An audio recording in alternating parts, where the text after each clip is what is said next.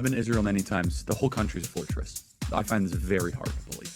I've been to that Gaza border. You cannot go 10 feet without running into a 19-year-old with an AR-15 or an automatic machine gun that's an IDF soldier.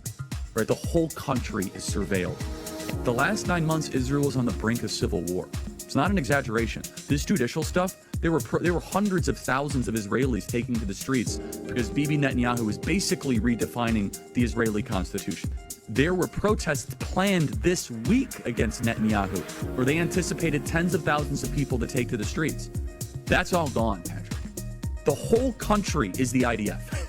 The whole country is. Yeah. And you're trying to tell me that they're going to concerts and kibbutzes and schools and by a lot, both privately and publicly, are pushing people like you and me away? Not like we're going to be pro-Hamas, not like we're going to, but we're like, honestly, the way you are treating me is so repulsive. I have text messages, Megan, calling me an anti-Semite. I am learning biblical Hebrew and writing a book on the Shabbat. I honor the Shabbat, literally the Jewish Sabbath. I visit Israel and fight for it. And there's another article out in the Times of Israel today. I could read it on air. I was just reading before I got on.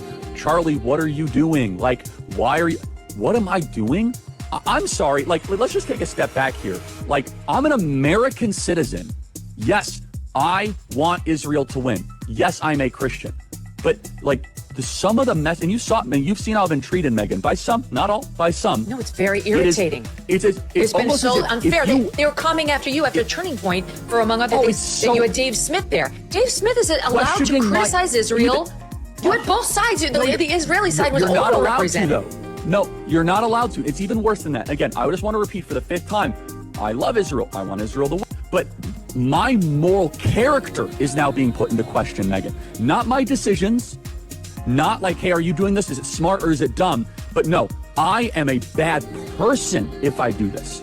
And I could go, I mean, you saw it, Megan. It was trending on Twitter, thousands of tweets and text messages.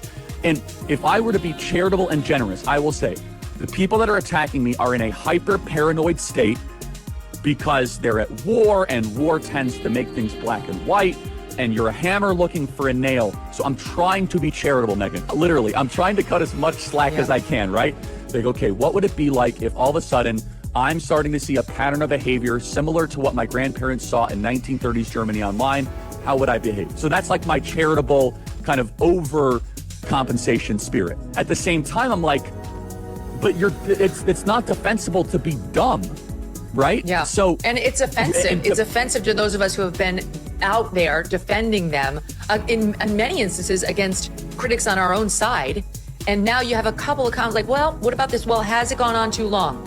Like, is it time to wrap it up? And the thing about Epstein is just so bizarre. I don't know who he was an agent for. It might have been Israel or an asset, or it might have been nobody. But we're allowed to speculate about that. It's like there's some rule. You can't go there, Israel. Well, you and I believe that we're Americans and Americans first, period. End of story. We are citizens of this nation, okay?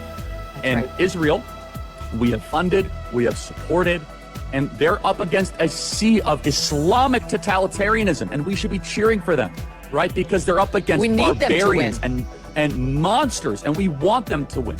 However, here is Megyn Kelly and Charlie Kirk, combined probably 30 million social media followers, like pretty, right? And you and I have been holding this down. You probably get the negative, oh, you're just shilling for Israel, whatever. I'm like, okay, I'm going to do what's right regardless of the feedback, right?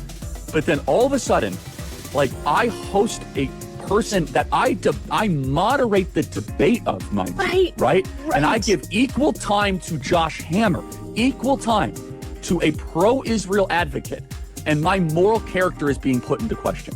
And so I think it's a hyper paranoid, like we're gonna just stamp out everything type of practice. But it goes to the point where, if, for example, if I have less ability sometimes online to criticize the Israeli government about backlash than actual Israel, which is okay. Charlie, we push back against the media on COVID, on lockdowns, on Ukraine, on the border, it's like, maybe we should also ask a question. Is the media totally presenting the truth when it comes to Israel? Just a question, that maybe we shouldn't believe everything the media says, because I know I've been conditioned to ask a lot more critical questions over the last couple of years. So, Ben, some people would accuse Israel of wanting to ethnically cleanse.